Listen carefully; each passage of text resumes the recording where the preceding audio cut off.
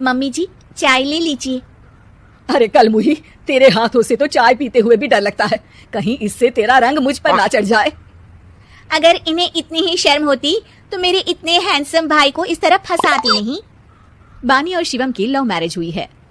बानी के ससुराल में उसकी ननद और सास हैं, जिन्हें अपने गोरे रंग पर बहुत गुरूर होता है, जिस वजह से वो बानी को सिर्फ उसके सांवले रंग की वजह से नापसंद करती है और हमेशा उसे ताने सुनाती रहती हैं।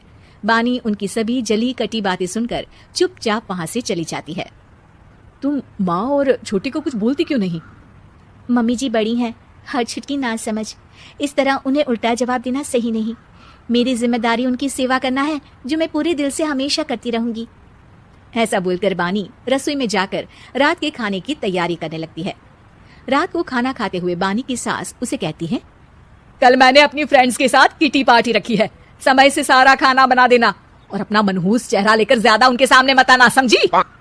माँ, बानी आप दोनों की कितनी परवाह करती है, फिर भी आप उससे इतना बुरा व्यवहार क्यों करती हैं? अरे एक तो लव मैरिज करके इस कलमुही को हमारे सर पर लाकर बिठा दिया और अब हम इसे कुछ बोल भी नहीं सकते क्या?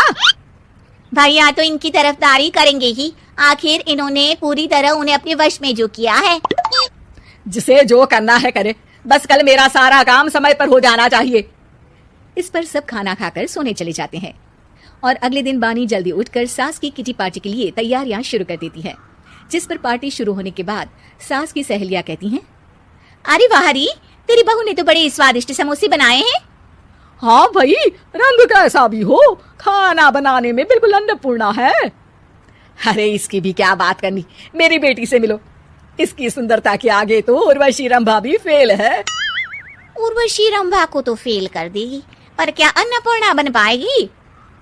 अरे इसे काम करने की क्या जरूरत, उसके लिए बानी है तो, और मैं तो इसकी शादी भी किसी नौकर चाकर वाले घर में ही करूंगी। बानी वापस रसोई में चली जाती है और किटी पार्टी चलती रहती है। उसी रात को बानी की सास गुस्से में चिल्लाते हुए अपने कमरे से बाहर निकल कर आती है। हाय रे, चोरी हो गई, मेरे पैसे, पक्का पक्का इस कलमुही की वजह से हुआ है ये सब। अरे क्या हुआ माँ, कौन सा आसमान टूट गया? अरे आसमान तो उसी दिन टूट गया था जब तू इस कलमुही से शादी करके इसे घर में ले आया था।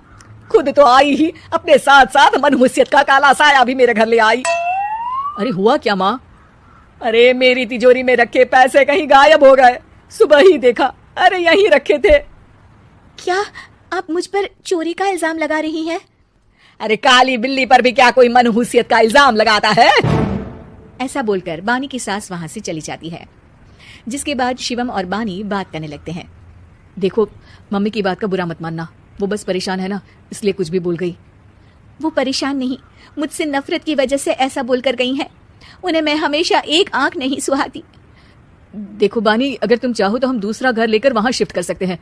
आखिर तुमसे प्यार करके तुम्हें अपनी जिम्मेदारी पर इस घर में लेकर आया हूँ, इस तरह टॉर्चर नहीं होने दे सकता।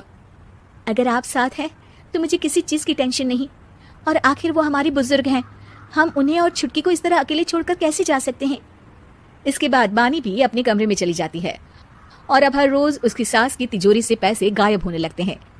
इसी तरह कुछ समय बीत जाता है और वो हर बार हर चीज का इल्जाम बानी पर लगाती है, पर बानी कभी कुछ भी नहीं बोलती। कलमुही नास पीटी, बहू को घर की लक्ष्मी बोलते हैं, ये तो पनौती बनकर आई है, पनौती। एक रात बानी की सास को आधी रात में प्यास लगती है, तो वो पानी पीने रसोई की तरफ जाती है। तभी उसे अपनी बेटी के कमरे में कुछ आवाज सुनाई देती है। हाँ हाँ, मैंने मम्मी की तिजोरी से हर रोज थोड़े थोड़े पैसे निकाल कर हम दोनों के लायक खूब पैसे इकट्ठे कर लिए हैं, और मम्मी आज तक उस सब के लिए भाभी को ही जिम्मेदार समझती है।